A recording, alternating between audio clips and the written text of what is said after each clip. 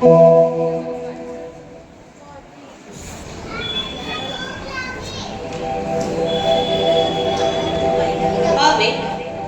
છઠ્ઠા મહિનામાં ગાબ્રિએલ દૂતને નાઝરેત નામના ગાલિલના એક શહેરમાં એક કુમારિકા પાસે મોકલવામાં આવ્યો.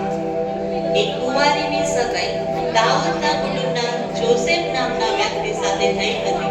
આ કુંવારીનું નામ મરિયમ હતું. દૂતે તેની પાસે આવી તેને કહ્યું, હે કૃપા પામેલી, સુખી રહે, પ્રભુ તારી સાથે છે, સ્ત્રીઓમાં તને ધન્ય છે. મરિયમ આ કહેવાથી ગભરાઈ ગઈ અને વિચાર્યું, આ તો કેવા પ્રકારના વિવાદ. અને દેવદૂતે તેને કહ્યું, તું બીજમાં, ઈશ્વર તારી સાથે છે, અને જુઓ, તને ગર્ભ રહેશે ને તને દીકરો થશે ને તું તેનું નામ ઈસુ પાડશે. તે મોટો થશે ને તે પરાત્પરનો દીકરો કહેવાશે, અને પ્રભુ પરમેશ્વર તેને તેના પિતા દાઉદનું રાજ્યાસન આપશે. મરિયમ દેવદૂતને કહે છે, હું પ્રભુની દાસી છું, તમારા કહેવા પ્રમાણે મને થાવ.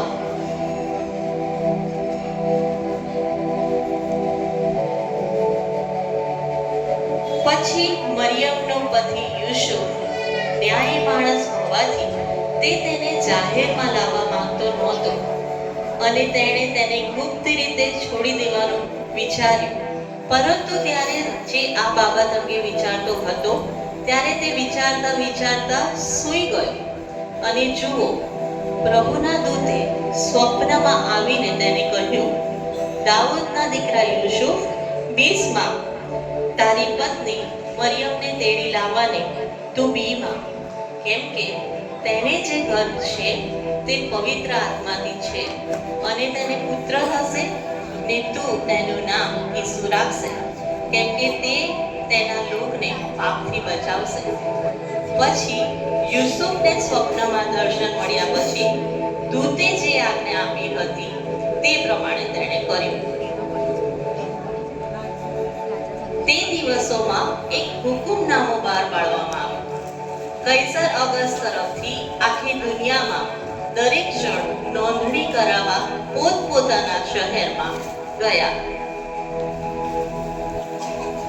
હવે યુસુફ પણ ગાલિલથી યહૂદિયા દાઉદના શહેર બેથલેહેમમાં તેની સગર્ભા પત્ની મરિયમ સાથે નોંધણી કરાવવા ગયો, જે ગર્ભવતી હતી, અને તેણે ત્યાં પુત્રને ગંદી ગબાણમાં જન્મ આપ્યો. તેને કપડામાં લપેટેલો ગબાણમાં સુવડાવ્યો, કેમ કે તેના માટે ત્યાં જગ્યા નહોતી. કેવી શાન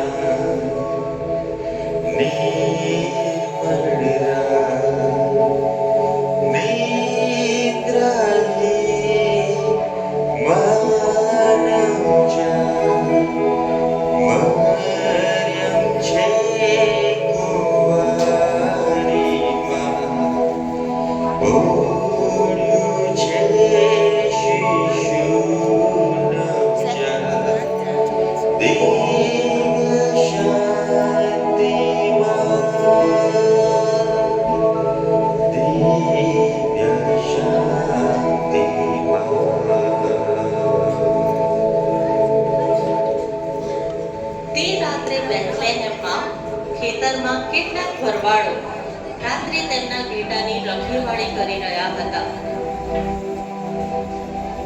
ત્યારે જુઓ, એકાએક પ્રભુનો મહિમા તેની આસપાસ ચમક્યો અને તેઓ ખૂબ જ ડરી ગયા. દૂતે તેઓને કહ્યું, બીશોમાં, કારણ કે હું તમને મોટા આનંદની સુવાર્તા આપવા આવ્યો છું.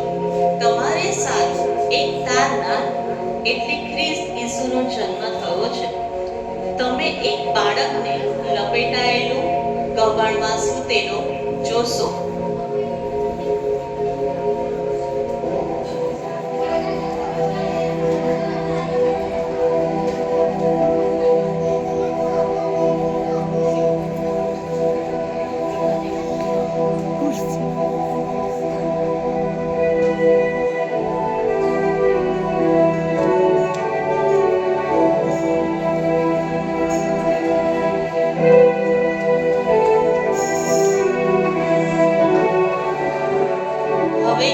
ઈસુનો જન્મ બેથલેહેમમાં થયા પછી યહૂદીઓનો હેરોદ રાજાના સમયમાં પૂર્વથી 3 જ્ઞાની માણસો યરૂશલેમમાં આવ્યા. જે રાજા જન્મ્યો છે તે ક્યાં છે? અમે પૂર્વથી તારો જોઈ તેનું દર્શન કરવા આવ્યા છે. આ સાંભળી હેરોદ વ્યાકુળ થયો અને મુખ્ય યાજકને બોલાવીને કહ્યું, ખ્રિસ્તનો જન્મ ક્યાં થવો જોઈએ? તેણે કહ્યું, યહૂદીઓના બેથલેહેમમાં. જાઓ, તે બાળકને જઈને ખંતથી શોધો અને જ્યારે તમે તેમને મળે ત્યારે મને પણ ખબર આપો કે જેથી હું પણ આવીને તેનું ભજન કરું. આ સાંભળી માંગ્યો ચાલ્યા ગયા અને જુઓ, જે તારો તેને દેખાયો તેની પાછળ પાછળ તેઓ ચાલ્યા.